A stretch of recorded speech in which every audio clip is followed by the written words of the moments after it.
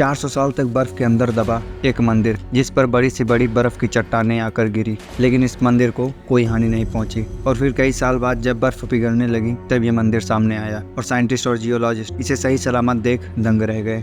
एक ऐसा मंदिर जिसे माना जाता है सिर्फ दर्शन मात्र से ही मोक्ष के सारे रास्ते खुल जाते हैं, क्योंकि महाभारत के अंत में शिव जी ने यहीं प्रकट होकर पांडवों को मोक्ष का रास्ता दिखाया था। यह है शिव जी के 12 ज्योतिर्लिंगों में से एक माना जाने वाला हिमालय के चोटियों के बीच बसा श्री केदारनाथ मंदिर।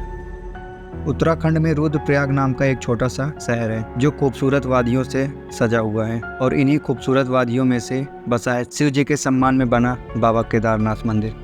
एक विशाल मंदिर जो हिंदुस्तान के सबसे पुराने धार्मिक स्थलों में से एक माना जाता है। केदारनाथ मंदिर का सबसे पहला वर्णन 7वीं सदी में लिखे गए स्कंद पुराण में किया गया था, और ये इस बात को दर्शाता है कि ये मंदिर कितना पुराना है। समुद्र तट से 3584 मीटर ऊपर बसा ये मंदिर एक 6 फीट ऊंचे पत्थर के प्लेटफॉर्म पर बना हुआ है, और यहाँ पे आपको सबसे पहले शिव जी के वाहन नंदी जी की पत्थर से बनी हुई एक सुंदर सी मूर्ति दिखाई देगी। नंदी महाराज के ठीक सामने है मंदिर का मुख्य भाग, जिसमें बड़ा सा मंडप बनाया गया है, जिसके बीचों बीच मंदिर का गर्भगृह है, जिसमें बसा हुआ है एक पिरामिड शेप का शिवलिंग। और ऐसा शिवलिंग आपको कहीं और देखने को नहीं मिलता है। बर्फीले पहाड़ों के बीच बसे इस मंदिर से कई हैरान कर देने वाले बात जुड़े हुए हैं।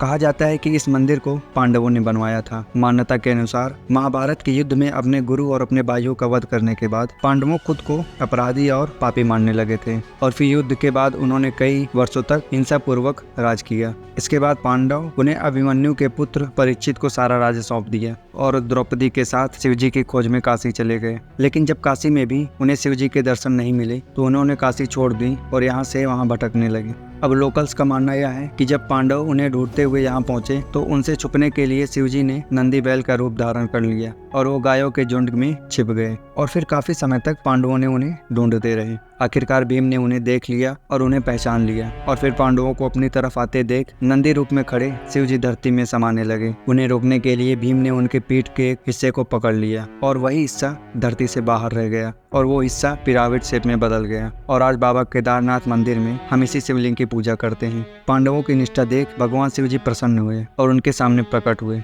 उन्होंने पांडवों को माफ कर दिया और स्वर्ग प्राप्ति का रास्ता भी बताया। इसके बाद पांडवों ने शिव जी का धन्यवाद किया और जिस जगह पर शिवलिंग प्रकट हुआ था वहां उनके सम्मान में एक मंदिर बनाया, जिसे हम आज बाबा केदारनाथ मंदिर के नाम से जानते हैं। इस मंदिर से कई कहानियां जुड़ी हुई हैं। कहा जाता है कि जो मंदिर हम आज देखते हैं वो 8वीं सदी में आदि शंकराचार्य ने बनवाया था, पर आर्कियोलॉजिकल सर्वे ऑफ इंडिया ने जब इस मंदिर के पत्थरों की जाँच की तब पता चला कि इनका टाइमलाइन महाभारत के पीरियड से मैच करता है।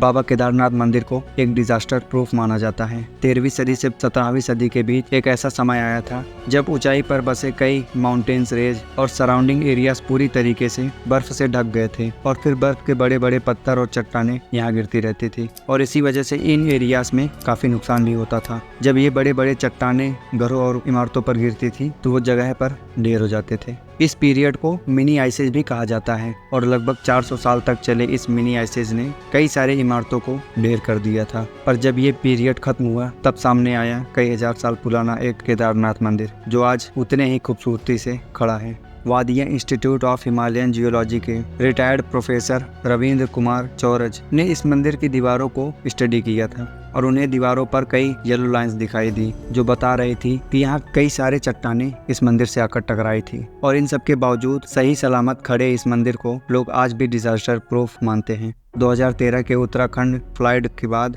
इस बात को और भी ज्यादा बढ़ावा मिला। उत्तराखंड में तबाही मचाने वाला ये फ्लड्स मंदिर के मुख्य मंडल के एक पत्थर को भी नहीं हिला पाया। ये इंसिडेंट के बाद आर्कियोलॉजिकल सर्वे ऑफ इंडिया ने इस मंदिर को स्टडी किया, और तब सामने आया कि केदारनाथ का जो मंदिर है ये एक डिजास्टर प्रूफ एरिया को ध्यान में रखते हुए बनाया गया है। इस मंदिर के पत्थरों को आपस में जोड़ने के लिए इंटरलॉकिंग टेक्निक्स का इस्तेमाल किया गया है। इस टेक्निक्स में पत्थरों को आपस में फंसाकर मजबूत जोड़ बनाया जाता है ताकि बड़े से बड़े एक्सट्रीमली फोर्स भी इसे अलग ना कर सके। लेकिन सबसे कमाल की बात यह है कि सोर्सेस के अनुसार इंटरलॉकिंग टेक्निक्स को हार्ली फ्रिशर पेज ने ईयरली 1900 में डिस्कवर किया था, पर हमारे पूर्वजों ने कई सदियों पहले बनाए इस मंदिर के कंस्ट्रक्शन में इसी टेक्निक्स का इस्तेमाल किया था। तो क्या उनके पास पहले से ही इसका ज्ञान था?